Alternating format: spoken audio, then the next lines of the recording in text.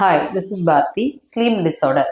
நிறைய பேருக்கு பார்த்தீங்கன்னா, நான் சீக்கிரமா வந்து 9:30க்கே தூங்க போறேன். பட் ஆனால் தூக்கமே வரல. நான் 1 மணி 2 மணிக்கு தான் தூங்குறேன்.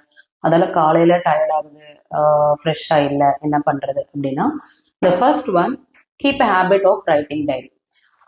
லைக் நீங்க அன்னைக்கு என்னென்ன ஆக்டிவிட்டி பண்ணீங்களோ அதெல்லாம் எழுதுங்க.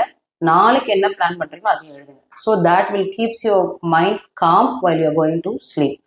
செகண்ட் திங், நான் 10 o'clock பெட்டுக்கு போறேன் அப்படின்னா 10 to 15 minutes பிஃபோர் போங்க.